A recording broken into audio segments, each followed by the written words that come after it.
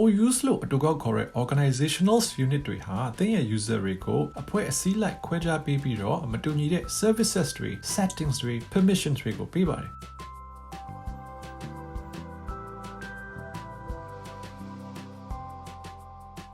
အသေးချာစီမံထားတဲ့ unit structure က Google for Education account တွေကိုလွယ်ကူကူထိထိရောက်ရောက် manage လုပ်နိုင်ပါလိမ့်မယ်။သင်ရဲ့အဖွဲ့အစည်းနဲ့အသင့်တော်ဆုံးဖြစ်မဲ့ organizational structure ကိုအချိန်အနည်းငယ်ယူပြီးစဉ်းစားစေလိုပါတယ်။ users အများကြီးအမှန်တကယ်စပြီးသုံးနေတဲ့အချိန်ကျမှပြန်ပြီး OUs ကိုပြောင်းမယ်ဆိုရင်ဖြစ်နိုင်ပါတယ်။သို့ပေမဲ့ခက်ခဲပါလိမ့်မယ်။ Google ကသူ့ရဲ့ G Suite Admin Help Center နဲ့ G Suite for Education Quick Start IT Setup Guide မှာအကြံဉာဏ် suggestion တွေပေးထားပါတယ်။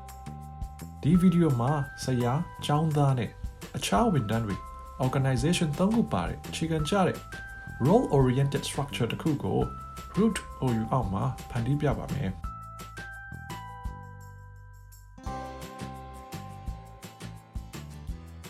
admin console က menu ကိုသွားပါပြီးရင် directory နောက် organizational unit ကိုသွားပါမယ်သင်ပြင်ဆင်လိုတဲ့ root organization ကိုသွားပြီး plus button ကို click လုပ်ပြီး organization unit တစ်ခုကိုဖန်တီးပါ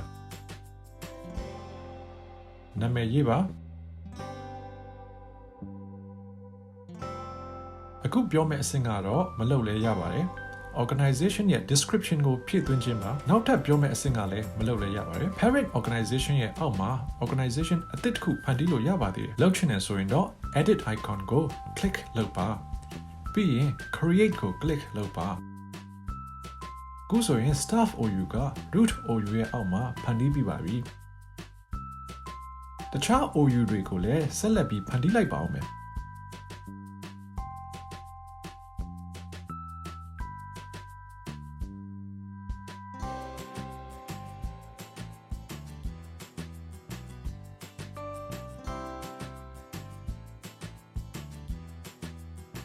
ကျွန်တော်လုပ်ချင်တယ်ဆိုရင်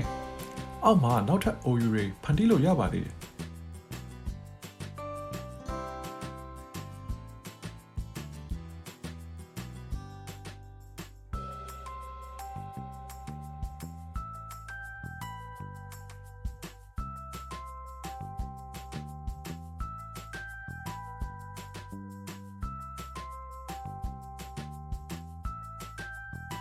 ဒီလိုမျိုးဇက်တိုက်လုပ်သွားပါခုဆိုရင်ကျွန်တော်တို့တွေ organizational unit တွေရရှိလာပြီး user တွေကိုသက်ဆိုင်ရာ OU အောက်မှာထည့်သွင်းလို့ရပါပြီနောက်ဗီဒီယိုမှာဘယ်လိုလုပ်ရမလဲဆိုတာကိုရှင်းပြပါမယ်